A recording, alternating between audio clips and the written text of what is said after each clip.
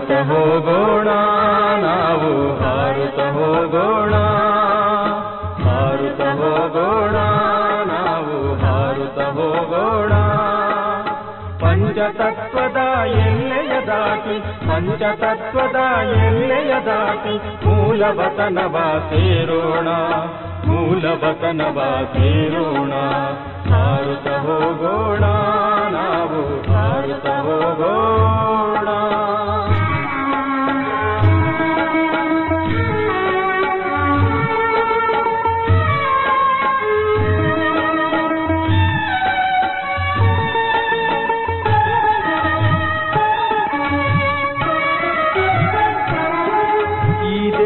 ಸ್ಮೃತಿ ಬಿಟ್ಟು ದೇಹದಾರಿಯ ಸ್ಮೃತಿ ಬಿಟ್ಟು, ಈ ದೇಹದ ಸ್ಮೃತಿ ಬಿಟ್ಟು ದೇಹದಾರಿಯ ಸ್ಮೃತಿ ಬಿಟ್ಟು, ಈ ಪತಿತ ಹಳೆಯದಾದ ಪ್ರಪಂಚದ ಸ್ಮೃತಿ ಬಿಟ್ಟು, ಈ ಪತಿತ ಹಳೆಯದಾದ ಪ್ರಪಂಚದ ಸ್ಮೃತಿ ಬಿಟ್ಟು, ದೂರ ದೂರದ ಗಗನವ ದಾಟಿ ಎತ್ತರೆತ್ತರಕ್ಕೆ ಹಾರೋಣ, ದೂರ ದೂರದ ಗಗನವ ದಾಟಿ ಎತ್ತರೆತ್ತರಕ್ಕೆ ಹಾರೋಣ.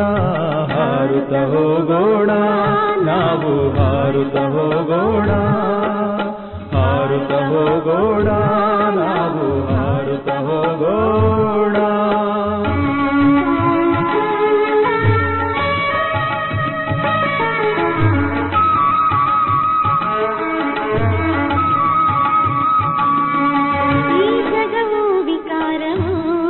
ನಮಗೇನು ಬೇಕಿಲ್ಲ ಇದರಿಂದ, ಈ ಜಗವು ವಿಕಾರವು ನಮಗೇನು ಬೇಕಿಲ್ಲ ಇದರಿಂದ.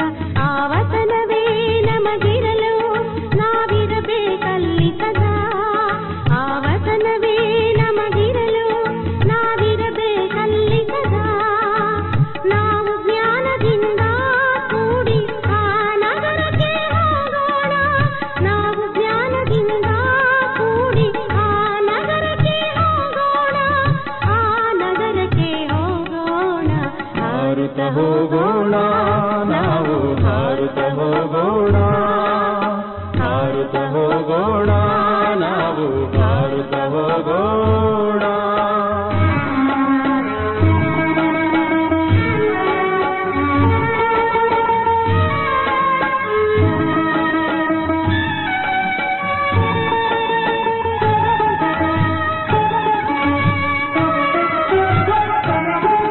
ಆವತನದಿ ಕುಳಿತಿಹರು ಅವ್ಯಕ್ತ ಪಿತಾಮಹರು, ಆವತನದಿ ಕುಳಿತಿಹರು ಅವ್ಯಕ್ತ ಪಿತಾಮಹರು. ಕಾಯುತ್ತಲಿಹರು ಅವರಿಂದು ಮನೆಗೀಗ ಕರೆದೊಯ್ಯಲು, ಕಾಯುತ್ತಲಿಹರು ಅವರಿಂದು ಮನೆಗೀಗ ಕರೆದೊಯ್ಯಲು. ನಿರಾಕಾರಿಗಳು ಆಗೋಣ ಶಾಂತಿಧಾಮವ ಸೇರೋಣ, ನಿರಾಕಾರಿಗಳು ಆಗೋಣ ಶಾಂತಿಧಾಮವ ಸೇರೋಣ. ಹಾರುತ್ತ ಹೋಗೋಣ ನಾವು ಹಾರುತ್ತ ಹೋಗೋಣ, ಹಾರುತ್ತ ಹೋಗೋಣ ನಾವು ಹಾರುತ್ತ ಹೋಗೋಣ. ಪಂಚತತ್ವದ ಎಲ್ಲೆಯ ದಾಟಿ, ಪಂಚತತ್ವದ ಎಲ್ಲೆಯ ದಾಟಿ ಮೂಲವತನವ ಸೇರೋಣ, ಮೂಲವತನವ ಸೇರೋಣ. ಹಾರುತ್ತ ಹೋಗೋಣ ನಾವು ಹಾರುತ್ತ ಹೋಗೋಣ, ಹಾರುತ್ತ ಹೋಗೋಣ ನಾವು ಹಾರುತ್ತ ಹೋಗೋಣ.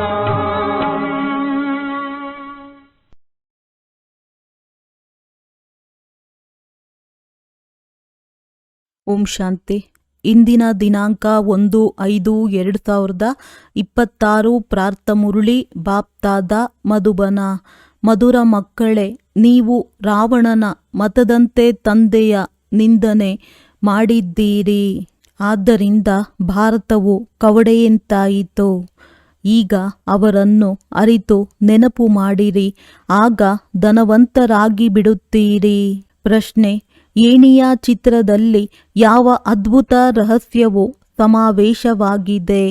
ಉತ್ತರ: ಅರ್ಧಕಲ್ಪ ಭಕ್ತಿಯ ನೃತ್ಯ ಮತ್ತು ಇನ್ನರ್ಧಕಲ್ಪ ಜ್ಞಾನದ ನೃತ್ಯವಾಗಿದೆ.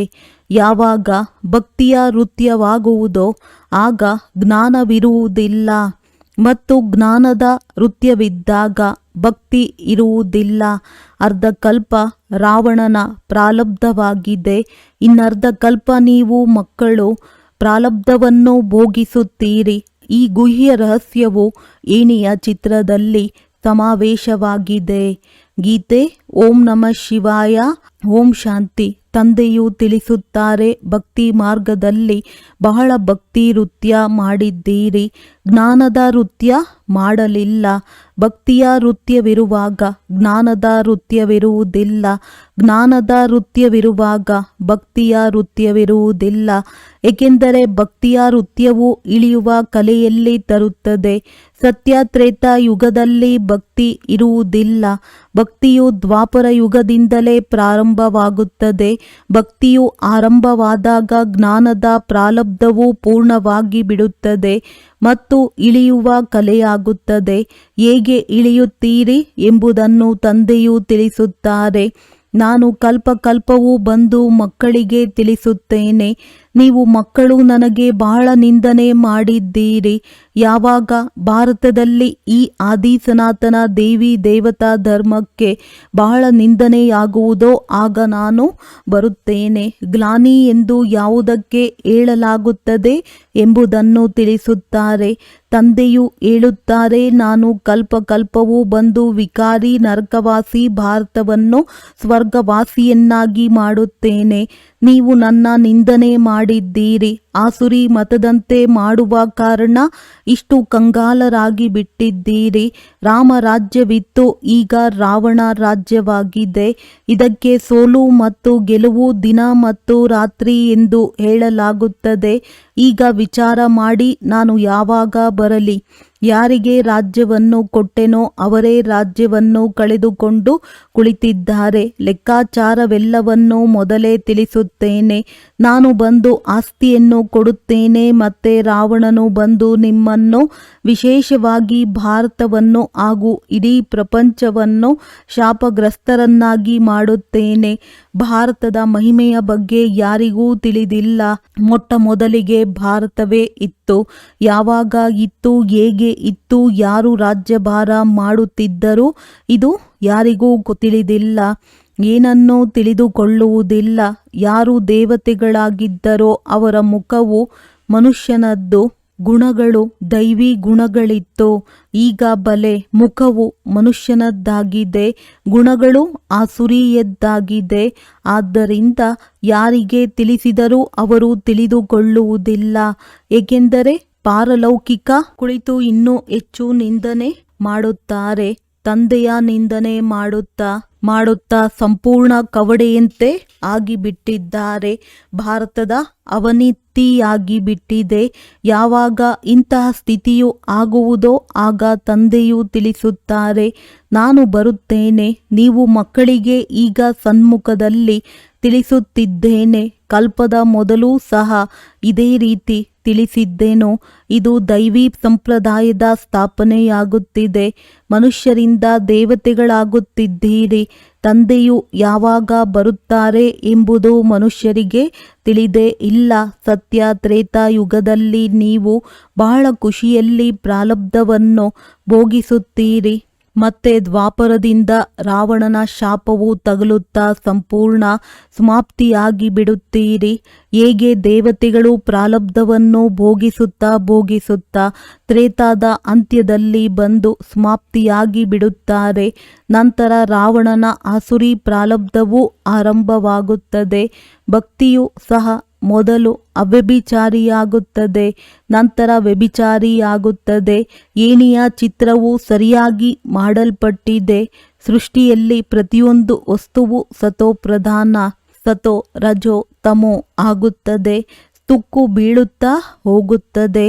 ನೀವು ಮಕ್ಕಳಿಗಂತೂ ಬಹಳ ಚೆನ್ನಾಗಿ ತಿಳಿಸಲಾಗುತ್ತದೆ, ಆದರೆ ಧಾರಣೆ ಕಡಿಮೆ. ಕೆಲವರಲ್ಲಿ ತಿಳಿಸಿಕೊಡುವ ಬುದ್ಧಿವಂತಿಕೆಯೇ ಇಲ್ಲ. ಕೆಲವರು ಒಳ್ಳೆಯ ಅನುಭವಿಗಳಾಗಿದ್ದಾರೆ, ಅವರಿಗೆ ಬಹಳ ಚೆನ್ನಾಗಿ ಧಾರಣೆಯಾಗುತ್ತದೆ. Number war ಇರುತ್ತಾರಲ್ಲವೇ? ವಿದ್ಯಾರ್ಥಿಗಳು ಒಂದೇ ಸಮಾನ ಓದುವುದಿಲ್ಲ. ಸ್ವಲ್ಪ ಹೆಚ್ಚು ಕಡಿಮೆ ಅಂಕಗಳನ್ನು ಪಡೆಯುತ್ತಾರೆ. ಯಾರಿಗೆ ಬೇಕಾದರೂ ತಿಳಿಸುವುದು ಬಹಳ ಸಹಜವಾಗಿದೆ. ತಂದೆಯು ತಿಳಿಸುತ್ತಾರೆ, ನನ್ನನ್ನು ನೆನಪು ಮಾಡಿ, ನಾನು ನಿಮ್ಮ ಬೇಹದ್ದಿನ ತಂದೆ, ಸೃಷ್ಟಿಯ ರಚಯಿತನಾಗಿದ್ದೇನೆ. ನನ್ನನ್ನು ನೆನಪು ಮಾಡಿದರೆ ನಿಮಗೆ ಬೇಹದ್ದಿನ ಆಸ್ತಿಯು ಸಿಗುವುದು. ನೆನಪಿನಿಂದಲೇ ತುಕ್ಕು ಬಿಟ್ಟು ಹೋಗುತ್ತದೆ. ಕೇವಲ ಇದನ್ನು ತಿಳಿಸಿ, ನೀವು ಭಾರತವಾಸಿಗಳು ಸತ್ಯಯುಗದಲ್ಲಿ ಸತೋಪ್ರಧಾನರಾಗಿದ್ದೀರಿ, ಈಗ ಕಲಿಯುಗದಲ್ಲಿ ತಮೋಪ್ರಧಾನರಾಗಿದ್ದೀರಿ. ಆತ್ಮದಲ್ಲಿ ತುಕ್ಕು ಏರುತ್ತದೆ. ಪವಿತ್ರರಾಗದೆ ಯಾರೂ ಅಲ್ಲಿಗೆ ಹೋಗಲು ಸಾಧ್ಯವಿಲ್ಲ. ಹೊಸ ಪ್ರಪಂಚದಲ್ಲಿ ಸತೋಪ್ರಧಾನರೇ ಇರುತ್ತಾರೆ. ವಸ್ತ್ರಗಳು ಹೊಸದಾಗಿದ್ದರೆ ಸತೋಪ್ರಧಾನವೆಂದು ಹೇಳುತ್ತಾರೆ. ನಂತರ ಅವು ಹಳೆಯ ತಮೋಪ್ರಧಾನವಾಗಿ ಬಿಡುತ್ತದೆ. ಈಗ ಎಲ್ಲರ ವಸ್ತ್ರಗಳು ಹರಿದು ಹೋಗುವಂತಾಗಿದೆ. ಎಲ್ಲರೂ ಜಡ್ಜಡೀಭೂತ ಸ್ಥಿತಿಯನ್ನು ತಲುಪಿದ್ದಾರೆ. ಯಾರು ವಿಶ್ವದ ಮಾಲೀಕರಾಗಿದ್ದರೋ ಅವರೇ ಸಂಪೂರ್ಣ ಬಡವರಾಗಿದ್ದಾರೆ. ಪುನಃ ಅವರೇ ಸಾಹುಕಾರರಾಗಬೇಕಾಗಿದೆ. ಈ ಮಾತುಗಳನ್ನು ಮನುಷ್ಯರು ತಿಳಿದುಕೊಂಡಿಲ್ಲ. ಭಾರತವು ಸ್ವರ್ಗವಾಗಿತ್ತು. ಈ ಲಕ್ಷ್ಮೀ ನಾರಾಯಣರ ರಾಜ್ಯವಿತ್ತು. ಮತ್ತೆಲ್ಲ ಧರ್ಮದವರು ಕೊನೆಯಲ್ಲಿ ಬಂದಿದ್ದಾರೆ. ತಂದೆಯು ನಿಮಗೆ ಸತ್ಯ ಮಾತನ್ನು ತಿಳಿಸುತ್ತಾರೆ. ಗೀತೆಯನ್ನು ನೋಡಿ ಎಷ್ಟು ಮಾನ್ಯತೆ ಇದೆ. ಓದುತ್ತಾ ಓದುತ್ತಾ ಸಂಪೂರ್ಣ ಕೆಳಗಿಳಿದು ಬಿಟ್ಟಿದ್ದಾರೆ. ಆದ್ದರಿಂದಲೇ ಏ ಪತಿತ ಪಾವನ, ಬನ್ನಿ, ನಾವು ಭ್ರಷ್ಟಾಚಾರಿಗಳಾಗಿ ಬಿಟ್ಟಿದ್ದೇವೆ ಎಂದು ಕರೆಯುತ್ತಾರೆ. ಸದ್ಗತಿಯನ್ನು ಭಗವಂತನೇ ಕೊಡಬಲ್ಲರು. ಬಾಕಿ ಶಾಸ್ತ್ರಗಳಲ್ಲಿ ಎಲ್ಲವೂ ಭಕ್ತಿ ಮಾರ್ಗವಾಗಿದೆ. ನಿಮ್ಮ ಬುದ್ಧಿಯಲ್ಲಿ ಕುಳಿತಿದೆ, ನಾವು ತಂದೆಯ ಜ್ಞಾನದಿಂದ ದೇವತೆಗಳಾಗುತ್ತೇವೆ. ಈಗ ಇಡೀ ಪ್ರಪಂಚದೊಂದಿಗೆ ವೈರಾಗ್ಯವಿದೆ. ಸನ್ಯಾಸಿಗಳು ಸಹ ಭಕ್ತಿ ಮಾಡುತ್ತಾರೆ. ಗಂಗಾ ಸ್ನಾನ ಇತ್ಯಾದಿಗಳನ್ನು ಮಾಡುತ್ತಾರೆ. ಭಕ್ತಿಯೂ ಸಹ ಸತೋಪ್ರಧಾನ, ನಂತರ ರಜೋತಮೋ ಆಗುತ್ತದೆ. ಇದು ಹಾಗೆಯೇ ಅರ್ಧಕಲ್ಪ ದಿನ, ಅರ್ಧಕಲ್ಪ ರಾತ್ರಿ ಎಂದು ಗಾಯನವಿದೆ. ಬ್ರಹ್ಮನ ಜೊತೆ ಅವಶ್ಯವಾಗಿ ಬ್ರಾಹ್ಮಣರದ್ದು ರಾತ್ರಿಯಾಗುವುದು. ನೀವೀಗ ದಿನದಲ್ಲಿ ಹೋಗುತ್ತೀರಿ. ಭಕ್ತಿಯ ರಾತ್ರಿಯು ಮುಕ್ತಾಯವಾಗುತ್ತದೆ. ಭಕ್ತಿಯಲ್ಲಿ ಬಹಳ ದುಃಖವಿದೆ. ಅದಕ್ಕೆ ರಾತ್ರಿ ಎಂದು ಹೇಳಲಾಗುತ್ತದೆ. ಅಂಧಕಾರದಲ್ಲಿ ಮನುಷ್ಯರು ಭಗವಂತನನ್ನು ಹುಡುಕಾಡುತ್ತಿರುತ್ತಾರೆ. ಭಕ್ತಿ ಮಾರ್ಗದಲ್ಲಿ ಸದ್ಗತಿ ನೀಡುವವರು ಯಾರೂ ಇರುವುದಿಲ್ಲ. ನಿಮ್ಮ ವಿನಃ ಯಾರೂ ಸಹ ಯಥಾರ್ಥ ರೀತಿಯಿಂದ ಭಗವಂತನನ್ನು ಅರಿತುಕೊಂಡಿಲ್ಲ. ಆತ್ಮವೂ ಬಿಂದು, ಪರಮಾತ್ಮನೂ ಬಿಂದುವಾಗಿದ್ದಾರೆ. ಈ ಮಾತನ್ನು ಯಾರೂ ತಿಳಿದುಕೊಳ್ಳುವುದಿಲ್ಲ. ಸ್ವಯಂ ಪರಮಾತ್ಮನೇ ಬಂದು ಬ್ರಹ್ಮರವರ ತನುವಿನಿಂದ ತಿಳಿಸುತ್ತಾರೆ. ಇದನ್ನು ಅವರು ಭಗೀರಥನೆಂದು ಬಸವನ ಮೇಲೆ ತೋರಿಸಿದ್ದಾರೆ. ಆದರೆ ಈಗ ಬಸವನ ಮಾತಿಲ್ಲ. ತಂದೆಯು ಎಲ್ಲ ಮಾತುಗಳನ್ನು ಬಹಳ ಚೆನ್ನಾಗಿ ತಿಳಿಸಿಕೊಡುತ್ತಾರೆ. ಆದರೆ ಯಾರ ಬುದ್ಧಿಯಲ್ಲಿಯೂ ಪೂರ್ಣ ರೀತಿಯಿಂದ ಕುಳಿತುಕೊಳ್ಳುವುದಿಲ್ಲ. ತಂದೆಯು ತಿಳಿಸುತ್ತಾರೆ, ನಾನು ನೀವಾತ್ಮರ ತಂದೆಯಾಗಿದ್ದೇನೆ. ನೀವು ನನ್ನನ್ನು ನೆನಪು ಮಾಡಿ ಮತ್ತು ಆಸ್ತಿಯನ್ನು ನೆನಪು ಮಾಡಿರಿ. ಆಗ ನಿಮ್ಮ ವಿಕರ್ಮಗಳು ವಿನಾಶವಾಗುತ್ತವೆ. ಆದರೂ ಸಹ ಮರೆತು ಹೋಗುತ್ತಾರೆ. ವಾವ್, ಇಂತಹ ಪ್ರಿಯತಮ ಅಥವಾ ತಂದೆಯನ್ನು ಮರೆಯುವಿರಾ? ಸ್ತ್ರೀ ಪತಿಯನ್ನು ಅಥವಾ ಮಕ್ಕಳು ತಂದೆಯನ್ನು ಎಂದಾದರೂ ಮರೆಯುತ್ತಾರೆಯೇ? ಇಲ್ಲಿ ನೀವು ಮರೆತು ಹೋಗುತ್ತೀರಿ. ಬಾಬಾ ತಾವು ನಮ್ಮನ್ನು ಸ್ವರ್ಗದ ಮಾಲೀಕರನ್ನಾಗಿ ಮಾಡುತ್ತಿದ್ದೀರಿ ಎಂದು ಹೇಳುತ್ತೀರಿ, ಮತ್ತೆ ಮರೆತು ಹೋಗುತ್ತೀರಿ. ಆದ್ದರಿಂದ ತಂದೆಯು ತಿಳಿಸುತ್ತಾರೆ, ನೆನಪು ಮಾಡದಿದ್ದರೆ ಒಳಗಿರುವ ತುಕ್ಕು ಹೇಗೆ ಬಿಡುವುದು? ಮುಖ್ಯ ಮಾತು ನೆನಪಿನದ್ದಾಗಿದೆ. ಅನ್ಯ ಧರ್ಮದೊಂದಿಗೆ ಯಾವುದೇ ಸಂಬಂಧವಿಲ್ಲ. ಶಾಲೆಯಲ್ಲಿ ಇತಿಹಾಸ ಭೂಗೋಳವನ್ನು ತಿಳಿಸುತ್ತೀರಿ. ಯಾರು ಸಂಪೂರ್ಣ ತಿಳಿದುಕೊಂಡಿಲ್ಲ. ತಂದೆಯು ಓದಿಸುತ್ತಾರೆ ಎಂಬುದೇ ಬುದ್ಧಿಯಲ್ಲಿ ಕುಳಿತುಕೊಳ್ಳುವುದಿಲ್ಲ. ಹೋಗಲಿ, ತಂದೆ ಮತ್ತು ಆಸ್ತಿಯನ್ನು ನೆನಪು ಮಾಡಿ ಎಂದರೆ ಇದನ್ನು ಮರೆತು ಹೋಗುತ್ತೀರಿ. ಯಾರಿಗಾಗಿ ಅರ್ಧ ಕಲ್ಪದಿಂದ ಭಕ್ತಿ ಮಾಡುತ್ತಾ ಬಂದಿರಿ ಆ ತಂದೆಯನ್ನೇ ನೆನಪು ಮಾಡುವುದಿಲ್ಲ.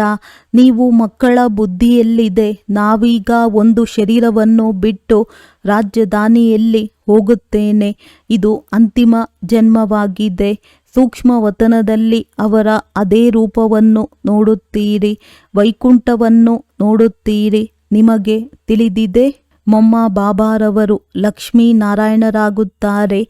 ನೀವು ಸತ್ಯಯುಗದಲ್ಲಿದ್ದಾಗ ತಿಳಿದುಕೊಳ್ಳುತ್ತೀರಿ, ಈ ಒಂದು ಶರೀರವನ್ನು ಬಿಟ್ಟು ಇನ್ನೊಂದನ್ನು ತೆಗೆದುಕೊಳ್ಳಬೇಕಾಗಿದೆ. ಆದರೆ ಸತ್ಯಯುಗದ ನಂತರ ತ್ರೇತಾಯುಗ, ದ್ವಾಪರ ಯುಗವು ಬರುವುದು, ನಾವು ಕೆಳಗಿಳಿಯುತ್ತಾ ಹೋಗುತ್ತೇವೆ ಎಂಬುದು ಅವರಿಗೆ ತಿಳಿದಿರುವುದಿಲ್ಲ. ಜ್ಞಾನದ ಮಾತೇ ಇಲ್ಲ. ಪುನರ್ಜನ್ಮವನ್ನು ತೆಗೆದುಕೊಳ್ಳುತ್ತಾ ಇರುತ್ತಾರೆ. ಅಲ್ಲಿ ಆತ್ಮ ಅಭಿಮಾನಿಯಾಗಿರುತ್ತಾರೆ. ನಂತರ ಆತ್ಮ ಅಭಿಮಾನಿಯಿಂದ ಅಭಿಮಾನಿಗಳಾಗಿ ಬಿಡುತ್ತಾರೆ. ಈ ಜ್ಞಾನವು ಕೇವಲ ಬ್ರಾಹ್ಮಣರಿಗೆ ಇದೆ, ಮತ್ಯಾರಿಗೂ ಇಲ್ಲ. ಇವರು ಜ್ಞಾನೇಶ್ವರ, ಜ್ಞಾನಸಾಗರ ತಂದೆಯಾಗಿದ್ದಾರೆ. ಅವರೇ ತಿಳಿಸುತ್ತಾರೆ. ಅವಶ್ಯವಾಗಿ ಬ್ರಾಹ್ಮಣ ಮಕ್ಕಳಾದ ಬ್ರಾಹ್ಮಣರಿಗೆ ತಿಳಿಸುತ್ತಾರಲ್ಲವೇ? ಬ್ರಾಹ್ಮಣ ಮಕ್ಕಳು ಬ್ರಾಹ್ಮಣ ಸಂಪ್ರದಾಯದವರಾಗಿದ್ದೀರಿ. ರಾತ್ರಿ ಹಗಲಿನ ಅಂತರವಿದೆ. ನೀವು ಪುರುಷಾರ್ಥ ಮಾಡಿ ಸಂಪೂರ್ಣ ಗುಣವಂತರಾಗುತ್ತೀರಿ. ಸಂಪೂರ್ಣ ನಿರ್ವಿಕಾರಿ ಗೃಹಸ್ಥ ವ್ಯವಹಾರದಲ್ಲಿದ್ದರೂ ಸಹ ನೀವು ತಂದೆಯನ್ನು ನೆನಪು ಮಾಡುತ್ತೀರಿ. ಕರ್ಮವನ್ನಂತೂ ಮಾಡಲೇಬೇಕಾಗಿದೆ. ಬುದ್ಧಿಯೋಗವು ತಂದೆಯ ಜೊತೆ ಇರಲಿ. ಬಲೆ ಯಾವುದೇ ಕರ್ಮ ಮಾಡಿ, ಚಿಕ್ಕದನ್ನೇ ಮಾಡಿ, ಆದರೆ ರಾಜಧಾನಿಯ ಕೆಲಸವನ್ನಾದರೂ ಮಾಡಿ. ರಾಜ ಜನಕನ ಗಾಯನವಿದೆಯಲ್ಲವೇ? ರಾಜ್ಯಭಾರವನ್ನು ಮಾಡುತ್ತಾ ಇರಿ. ಆದರೆ ಬುದ್ಧಿಯೋಗವು ತಂದೆಯ ಜೊತೆ ಜೋಡಿಸಿ, ಆಗ ಆಸ್ತಿಯೂ ಸಿಗುವುದು. ತಂದೆಯು ತಿಳಿಸುತ್ತಾರೆ, ಮನ್ಮನಾಭವ, ನನ್ನೊಬ್ಬನನ್ನೇ ನೆನಪು ಮಾಡಿ. ಶಿವ ತಂದೆಯನ್ನು ಕೇವಲ ಶಿವ ಎಂದು ಹೇಳಿದಾಗ ಲಿಂಗ ರೂಪವೇ ನೆನಪಿಗೆ ಬರುವುದು. ಮತ್ತೆಲ್ಲರಿಗೆ ಶರೀರದ ಹೆಸರನ್ನು ತೆಗೆದುಕೊಳ್ಳಲಾಗುತ್ತದೆ. ಶರೀರದಿಂದ ಪಾತ್ರವನ್ನಭಿನಯಿಸುತ್ತಾರೆ. ಈಗ ನಿಮ್ಮನ್ನು ಆತ್ಮ ಅಭಿಮಾನಿಯನ್ನಾಗಿ ಮಾಡಲಾಗುತ್ತದೆ. ಯಾವುದು ಅರ್ಧಕಲ್ಪ ನಡೆಯುತ್ತದೆ. ಈ ಸಮಯದಲ್ಲಿ ಎಲ್ಲರೂ ದೇಹಾಭಿಮಾನದಲ್ಲಿದ್ದಾರೆ. ಅಲ್ಲಿ ಆತ್ಮ ಅಭಿಮಾನಿಯಾಗಿರುತ್ತಾರೆ. ಯಥಾ ರಾಜ, ರಾಣಿ ತಥಾ ಪ್ರಜಾ. ಎಲ್ಲರಿಗೆ ದೀರ್ಘಾಯಸ್ಸು ಇರುತ್ತದೆ. ಇಲ್ಲಿ ಎಲ್ಲರ ಆಯಸ್ಸು ಕಡಿಮೆ ಇದೆ ಅಂದಾಗ ತಂದೆಯು ಸನ್ಮುಖದಲ್ಲಿ ಕುಳಿತು ಮಕ್ಕಳಿಗೆ ಎಷ್ಟು ಚೆನ್ನಾಗಿ ತಿಳಿಸುತ್ತಾರೆ, ಏ ಆತ್ಮಗಳೇ ಎಂದು. ಏಕೆಂದರೆ ಆತ್ಮವೇ ಜ್ಞಾನವನ್ನು ತೆಗೆದುಕೊಳ್ಳುತ್ತದೆ. ಆತ್ಮದಲ್ಲಿಯೇ ಧಾರಣೆಯಾಗುತ್ತದೆ. ತಂದೆಗೆ ಶರೀರವಂತೂ ಇಲ್ಲ. ಆತ್ಮದಲ್ಲಿ ಸಂಪೂರ್ಣ ಜ್ಞಾನವಿದೆ. ಆತ್ಮವು ನಕ್ಷತ್ರ, ತಂದೆಯೂ ನಕ್ಷತ್ರವಾಗಿದ್ದಾರೆ. ಆದರೆ ಅವರು ಪುನರ್ಜನ್ಮವನ್ನು ತೆಗೆದುಕೊಳ್ಳುವುದಿಲ್ಲ. ಆತ್ಮಗಳೇ ತೆಗೆದುಕೊಳ್ಳುತ್ತಾರೆ. ಆದ್ದರಿಂದ ತಂದೆಯು ಕೆಲಸ ಕೊಟ್ಟಿದ್ದರು. ಪರಮಾತ್ಮನ ಮಹಿಮೆ ಮತ್ತು ಮಕ್ಕಳ ಮಹಿಮೆಯನ್ನು ಬರೆದುಕೊಂಡು ಬನ್ನಿ. ಇಬ್ಬರದ್ದು ಬೇರೆ ಬೇರೆಯಾಗಿದೆ. ಶ್ರೀಕೃಷ್ಣನ ಮಹಿಮೆಯೇ ಬೇರೆಯಾಗಿದೆ. ಅವರು ಸಾಕಾರ, ಇವರು ನಿರಾಕಾರನಾಗಿದ್ದಾರೆ. ಇಷ್ಟೊಂದು ಗುಣವಂತರನ್ನಾಗಿ ಯಾರು ಮಾಡಿದ್ದರು? ಅವಶ್ಯವಾಗಿ ಪರಮಾತ್ಮನೇ ಮಾಡಿದ್ದರೆಂದು ಹೇಳುತ್ತಾರೆ. ಈ ಸಮಯದಲ್ಲಿ ನೀವು ಈಶ್ವರೀಯ ಸಂಪ್ರದಾಯದವರಾಗಿದ್ದೀರಿ. ನಿಮಗೆ ತಂದೆಯು ಕಲಿಸುತ್ತಿದ್ದಾರೆ. ನಂತರ ಪ್ರಾರಬ್ಧವನ್ನು ಭೋಗಿಸುತ್ತೀರಿ. ಸತ್ಯಯುಗದಲ್ಲಿ ಯಾರೂ ಕಲಿಸಿ ಕೊಡುವುದಿಲ್ಲ. ಭಕ್ತಿ ಮಾರ್ಗದ ಸಾಮಗ್ರಿಯೇ ಸಮಾಪ್ತಿಯಾಗುತ್ತದೆ. ಈ ಪ್ರಪಂಚದೊಂದಿಗೆ ವೈರಾಗ್ಯವೂ ಇರಬೇಕು. ಅರ್ಥಾತ್ ದೇಹ ಸಹಿತ ದೇಹದ ಎಲ್ಲ ಸಂಬಂಧಗಳನ್ನು ಬಿಟ್ಟು ತನ್ನನ್ನು ಅಶರೀರಿ ಆತ್ಮನೆಂದು ತಿಳಿಯಬೇಕಾಗಿದೆ. ಅಶರೀರಿಯಾಗಿ ಬಂದಿದ್ದೀರಿ, ಅಶರೀರಿಯಾಗಿ ಹೋಗಬೇಕಾಗಿದೆ. ಈ ಹಳೆಯ ಪ್ರಪಂಚವು ಸಮಾಪ್ತಿಯಾಗುವುದಿದೆ. ನಾವೆಲ್ಲರೂ ಹೊಸ ಪ್ರಪಂಚಕ್ಕೆ ಹೋಗಲಿದ್ದೇವೆ. ಕೇವಲ ಈ ನೆನಪಿನಲ್ಲಿಯೇ ಪರಿಶ್ರಮ ಪಡುತ್ತಾ ಇರಿ. ಆದರೆ ಇದರಲ್ಲಿಯೇ ಮಕ್ಕಳು ಅನುತ್ತೀರ್ಣರಾಗುತ್ತಾರೆ. ನೆನಪು ಮಾಡುವುದೇ ಇಲ್ಲ. ತಿಳಿದುಕೊಳ್ಳಲು ಯಾರೆಲ್ಲ ಬರುವರೋ ಅವರಿಗೂ ಸಹ ಇದನ್ನೇ ತಿಳಿಸಬೇಕಾಗಿದೆ. ಶಿವತಂದೆಯು ಬ್ರಹ್ಮರವರ ಮೂಲಕ ತಿಳಿಸುತ್ತಾರೆ, ನನ್ನನ್ನು ನೆನಪು ಮಾಡಿದರೆ ನೆನಪಿನಿಂದ ನಿಮ್ಮ ತುಕ್ಕು ಬಿಟ್ಟು ಹೋಗುವುದು. ನೀವು ವಿಷ್ಣುಪುರಿಯ ಮಾಲೀಕರಾಗುತ್ತೀರಿ. ವಿಷ್ಣುಪುರಿಯೇ ಸ್ವರ್ಗಪುರಿಯಾಗಿದೆ ಅಂದಾಗ ಎಷ್ಟು ಸಾಧ್ಯವೋ ತಂದೆಯನ್ನು ನೆನಪು ಮಾಡಿ. ಯಾವ ತಂದೆಯನ್ನು ಅರ್ಧಕಲ್ಪ ನೆನಪು ಮಾಡಿದ್ದೀರಿ, ಈಗ ಅವರು ಸನ್ಮುಖದಲ್ಲಿ ಬಂದಿದ್ದಾರೆ. ನನ್ನನ್ನು ನೆನಪು ಮಾಡಿ ಎಂದು ತಿಳಿಸುತ್ತಾರೆ. ಆದರೆ ಯಾರೂ ತಿಳಿದುಕೊಂಡಿಲ್ಲ. ಸ್ವಯಂ ತಾವೇ ಬಂದು ತಮ್ಮ ಪರಿಚಯವನ್ನು ಕೊಡುತ್ತಾರೆ. ಯಾರಾಗಿದ್ದೇನೆ, ಹೇಗಿದ್ದೇನೆ, ಹಾಗೆಯೇ ನನ್ನನ್ನು ತಿಳಿದುಕೊಳ್ಳುವವರು ಮತ್ತು ನಿಶ್ಚಯ ಮಾಡಿಕೊಳ್ಳುವವರು ಬಹಳ ವಿರಳ. ನಿಶ್ಚಯ ಮಾಡಿಕೊಂಡರೆ ಪುರುಷಾರ್ಥ ಮಾಡಿ ಆಸ್ತಿಯನ್ನು ಪಡೆದುಕೊಳ್ಳುವರು. ಶಿವತಂದೆಯು ತಿಳಿಸುತ್ತಾರೆ, ನನ್ನನ್ನು ನೆನಪು ಮಾಡುವುದರಿಂದಲೇ ನಿಮ್ಮ ವಿಕರ್ಮಗಳು ವಿನಾಶವಾಗುತ್ತವೆ ಮತ್ತು ನೀವು ಪವಿತ್ರರಾಗಿ ಪವಿತ್ರ ಪ್ರಪಂಚದ ಮಾಲೀಕರಾಗುತ್ತೀರಿ. ಯಾವುದೇ ವಿಕರ್ಮ ಮಾಡಬಾರದು. ಒಳ್ಳೆಯದು. ಮಧುರಾತಿ ಮಧುರ ಅಗಲಿ ಹೋಗಿ ಮರಳಿ ಸಿಕ್ಕಿರುವ ಮಕ್ಕಳ ಪ್ರತಿ ಮಾತ್ಪಿತಾ ಬಾಪ್ ದಾದಾರವರ ನೆನಪು, ಪ್ರೀತಿ ಹಾಗೂ ಸುಪ್ರಭಾತ. ಆತ್ಮಿಕ ಮಕ್ಕಳಿಗೆ ಆತ್ಮಿಕ ತಂದೆಯ ನಮಸ್ತೆ. ಧಾರಣೆಗಾಗಿ ಮುಖ್ಯ ಸಾರ: ಪುರುಷಾರ್ಥ ಮಾಡಿ ಸಂಪೂರ್ಣ ಗುಣವಂತರಾಗಬೇಕಾಗಿದೆ. ಯಾವುದೇ ಕರ್ಮವಿರಲಿ ತಂದೆಯ ನೆನಪಿನಲ್ಲಿದ್ದು ಮಾಡಬೇಕಾಗಿದೆ. ಯಾವುದೇ ವಿಕರ್ಮ ಮಾಡಬಾರದು. ಈ ಹಳೆಯ ಶರೀರವು ಜಡ್ಜಡೀಭೂತವಾಗಿದೆ. ಇದರಿಂದ ಮಮತ್ವವನ್ನು ತೆಗೆಯಬೇಕಾಗಿದೆ. ಆತ್ಮವನ್ನು ಸತೋಪ್ರಧಾನ ಮಾಡಿಕೊಳ್ಳುವ ಸಂಪೂರ್ಣ ಪುರುಷಾರ್ಥ ಮಾಡಬೇಕಾಗಿದೆ. ವರದಾನ: ಸದಾ ಅತೀಂದ್ರಿಯ ಸುಖದ ಅನುಭೂತಿ ಮಾಡುವಂತಹ ಅಟಲ ಅಖಂಡ ಸ್ವರಾಜ್ಯ ಅಧಿಕಾರಿ ಭವ.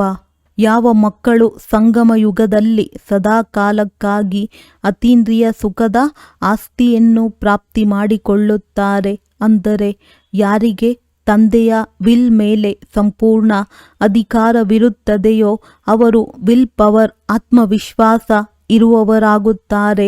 ಅವರಲ್ಲಿ ಅಟಲ ಅತೀಂದ್ರಿಯ ಸುಖದ ಅನುಭೂತಿಯಾಗುವುದು.